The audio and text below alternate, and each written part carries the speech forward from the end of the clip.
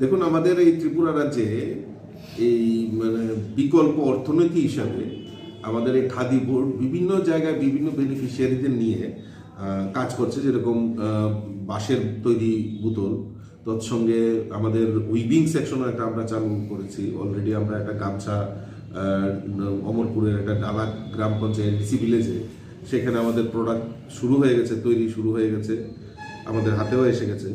তো ঠিক সেই রকম মধুটাকেও আমরা এই ত্রিপুরা রাজ্যের খাদির মধুর একটা সারা ভারতবর্ষব্যাপী তার একটা চাহিদা রয়েছে।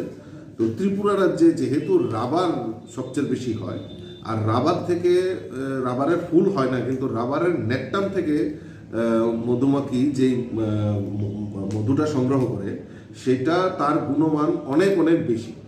তো সেটাকে লক্ষ্য রেখে আমরা এই ত্রিপুরা রাজ্যে ত্রিপুরা খাদি বোর্ডের তরফ থেকে আমরা বিভিন্ন প্রায় 2,000-এর উপর বেনিফিশিয়ারির লিস্ট আমাদের কাছে এসে গেছে।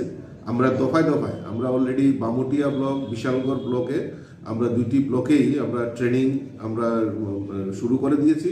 এবং শুধু ট্রেনিং না, ট্রেনিং করে বেনিফিশিয়ারিদের হাতে মধুমক্ষী প্রতিপালনের জন্য যে ইকুইপমেন্টস দরকার সেই ইকুইপমেন্টস আমরা দিচ্ছি।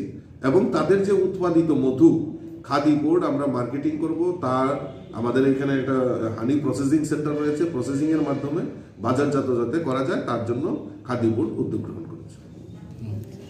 আমাদের কেপিআইসি চেয়ারম্যান বিনয় সাক্সেনাজি ত্রিপুরা রাজ্য সফরে দুইবার এসেছিলেন এবং ত্রিপুরাকে আলাদা করে এই ত্রিপুরা রাজ্যের ক্রিয়েটিভিটিকে সারা বিশ্বের মধ্যে কিভাবে নিয়ে যাওয়া যায় তার জন্য উনি চেষ্টা করেছেন। এবং উনি এসে একটা আমাদের দেশের প্রধানমন্ত্রী বলেছেন যে প্লাস্টিক ফ্রি ইন্ডিয়া।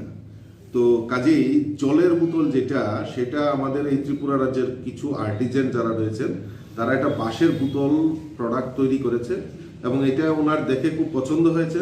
এবং এটাকে সারা ভারতবর্ষে কীভাবে মার্কেটিং করা যায় তার জন্য উদ্যোগ গ্রহণ করেছেন। অলরেডি আমাদেরকে চিঠি পাঠিয়েছেন এবং আমরা আর্টিজেনদেরকে নিয়ে আগামীকালকেই একটা বৈঠক করব এবং সেখানে আমরা মোটামুটি টার্গেট নিচ্ছি যে প্রথম ফেজে আমরা হয়তো 2,000 বোতল এই ত্রিপুরা রাজ্য থেকে কেবিআইসি দিল্লিতে আমরা সেটা পাঠিয়ে আমরা একটা আন্দোলন সৃষ্টি করব।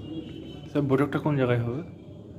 বিভিন্ন প্রায় এখন পর্যন্ত 16টা সেন্টার যারা আমরা বাছাই করেছি, যারা আর্টিজেন তারা তৈরি হয়েছে 16টা জায়গায় সেগুলি প্রোডাক্টটা বানানো হয়। আমি চাইছি আরো বেশি করে যাতে আরো অন্য জায়গায় যদি তৈরি হয় আমরা তার প্রোডাক্ট আমরা মার্কেটিং করব।